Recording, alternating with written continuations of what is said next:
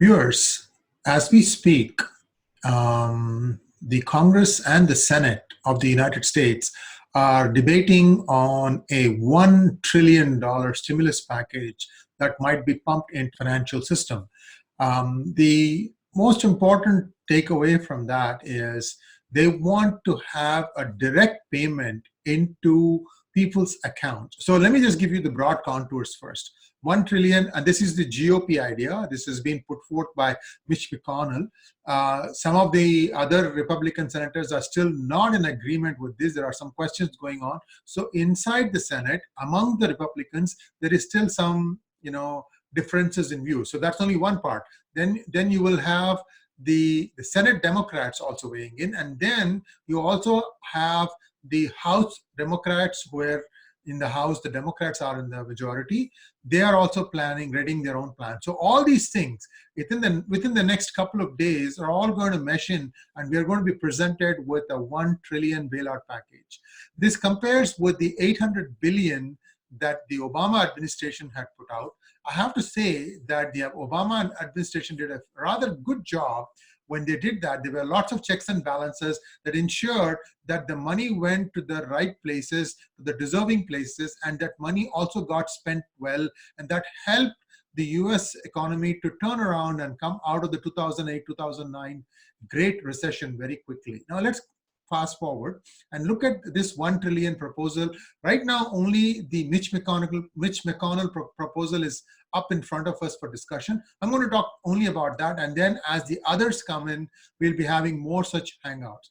So in the Mitch McConnell proposal, 500 billion is earmarked for giving two payments. This is their idea of $2,400 each in April and May for families that are making $75,000 or less.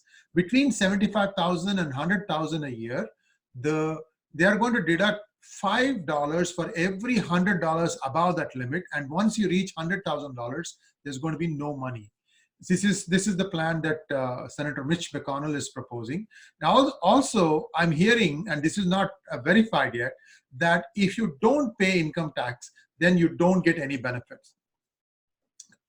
Compare this with what the Obama proposal had done. The Obama proposal had, that is in the 2009, they had the thing reach out to everybody. It didn't matter whether you paid taxes or not. It helped everybody, because remember, at the lowest rung, the money that gets put in the hands of those people is the one that's going to get spent the fastest. As it reaches higher and higher, the priorities on where to spend it are different, and therefore the maximum effect of that in the economy cannot be seen. However, these are unusual circumstances.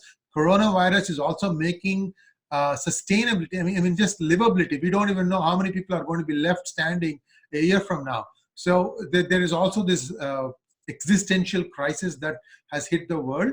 But let's just go back to what the Mitch McConnell proposal is stating. So $2,400 per month, twice in April and May, for families of 75,000 or less. This is going to take up to 500 billion from their proposal.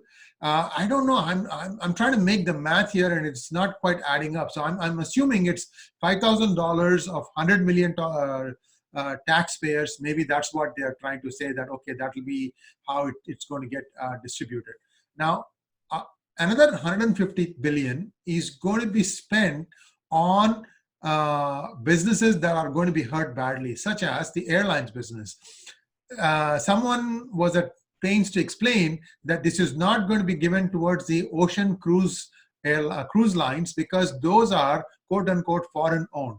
Well, if they are foreign owned and then they don't deserve it, what about the majority of the Fortune 500 companies who have all gotten incorporated in Ireland, in other tax havens, so that they can get the benefits of 12% or something around that corporate tax? What about them? So are these $150 billion funds going to be directed against the Apples, the Googles, the Microsofts of the world?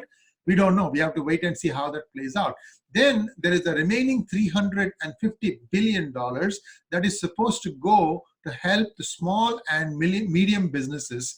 And there are about 125 such businesses in the United States, and it is supposed to help those businesses, especially in those businesses. If you happen to employ people and if you want to continue paying them, the loan that is given to you would be forgiven because you are in turn passing on the money to your employees. That's a good proposal for those who don't know where the next amount is going to come from. However, I must say that some companies are doing extremely well even through all this downturn. For example, Amazon cannot ship enough. They are hiring 100,000 new temporary employees, always temporary, of course.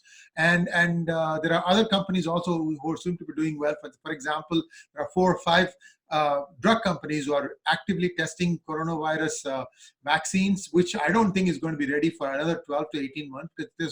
It has to go through extensive testing before it can be deemed like, oh yes, this is worth giving it in the hands of the public. So we have to wait and see how that plays out. The other interesting thing here is that after these 2 payments, then what? What happens after that? Now, will the government come back and pump in more money? That is not clear. In fact, one of the Republican senators said that one-time payment of $2.4K per family twice is not going to cut it. What they need is guaranteed income for some amount of time. So we are now going back to the universal basic income concept that was propounded by candidate Andrew Yang.